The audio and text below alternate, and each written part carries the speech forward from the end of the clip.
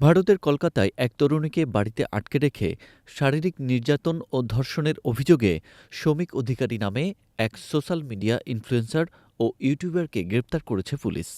অভিযোগের ভিত্তিতে করা মামলায় অভিযুক্তকে 10 দিনের পুলিশি হেফাজতে পাঠানোর নির্দেশ দিয়েছেন আদালত।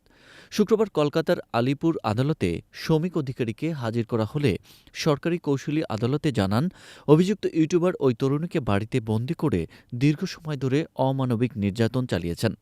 তরুণীকে বাড়ির বাইরে যেতে বাধা দেওয়া হতো এবং প্রতিবাদ করলে তাকে মারধরও করা হতো বলে অভিযোগ করা হয়েছে। সরকারি আইনজীবী আরও বলেন, ভুক্তভোগীর শরীরে একাধিক আঘাতের চিহ্ন পাওয়া গেছে। বিশেষ করে চোখের নিচে কালশিটের দাগসহ শরীরের বিভিন্ন অংশে ক্ষতচিহ্ন রয়েছে, যা দীর্ঘদিন ধরে নির্যাতনের ইঙ্গিত দেয়। এছাড়া তরুণী বারবার ধর্ষণের অভিযোগও এনেছেন অভিযুক্তের বিরুদ্ধে। আদালত সূত্র জানায়, ভুক্তভোগী তরুণী বিচারিক ম্যাজিস্ট্রেটের সামনে গোপন জবানবন্দি দিতে রাজি হয়েছেন, যা মামলার তদন্তে গুরুত্বপূর্ণ প্রমাণ হিসেবে বিবেচিত হতে পারে। তদন্তকারী কর্মকর্তারা জানিয়েছেন, ঘটনার বিস্তারিত তথ্য সংগ্রহ এবং অন্যান্য সম্ভাব্য প্রমাণ যাচাইয়ের জন্য অভিযুক্তকে পুলিশি হেফাজতে নেওয়া জরুরি ছিল। এদিকে অভিযুক্ত শৌমিক অধিকারীর আইনজীবী আদালতে দাবি করেন, ভুক্তভোগীর সঙ্গে তার বন্ধুত্বপূর্ণ সম্পর্ক ছিল এবং যদি কোনো শারীরিক সম্পর্ক হয়েও থাকে তা উভয়ের সম্মতিতেই হয়েছে। তবে আদালতে উপস্থাপিত শুনানি শেষে আদালত অভিযুক্তর জামিন আবেদন খারিজ করে দেন এবং আগামী ১৬ ফেব্রুয়ারি পর্যন্ত তাকে পুলিশি হেফাজতে রাখার নির্দেশ দেন। আদালত নির্দেশে বলা হয়, অভিযোগের গুরুতরতা ও প্রাথমিক প্রমাণের ভিত্তিতে তদন্তের স্বার্থে অভিযুক্তকে জিজ্ঞাসাবাদের প্রয়োজন রয়েছে।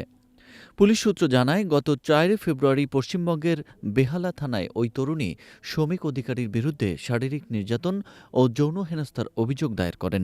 অভিযোগ পাওয়ার পরই পুলিশ দ্রুত ব্যবস্থা নেয় এবং সেদিন রাতেই অভিযুক্তকে গ্রেপ্তার করে।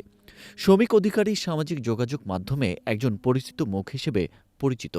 ইউটিউব ও অন্যান্য প্ল্যাটফর্মে তার উল্লেখযোগ্য অনুসারীও রয়েছে। তার গ্রেপ্তারের খবর ছড়িয়ে পড়ার পর সামাজিক মাধ্যমে ব্যাপক আলোচনা ও প্রতিক্রিয়া সৃষ্টি হয়েছে। অনেকেই নারীর নিরাপত্তা ও সোশ্যাল মিডিয়া ব্যক্তিত্বদের দায়িত্বশীল আচরণ নিয়ে প্রশ্ন তুলেছেন।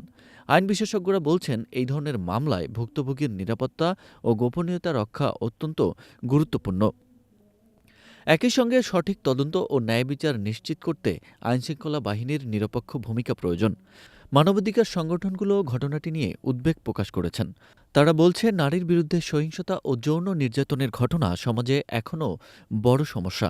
অভিযুক্ত ব্যক্তি পরিচিত বা প্রভাবশালী হলে অনেক সময় ভুক্তভোগীরা অভিযোগ করতে ভয় পান।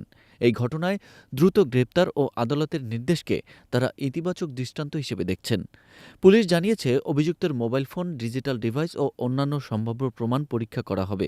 পাশাপাশি ভুক্তভোগীর বক্তব্যের সঙ্গে অন্যান্য তথ্য মিলিয়ে দেখা হচ্ছে। তদন্ত শেষ হলে আদালতে বিস্তারিত চার্জশিট দাখিল করা হবে। এই ঘটনার তদন্ত এখনও চলমান রয়েছে এবং আদালতের চূড়ান্ত রায়ের অপেক্ষায় রয়েছে সবাই।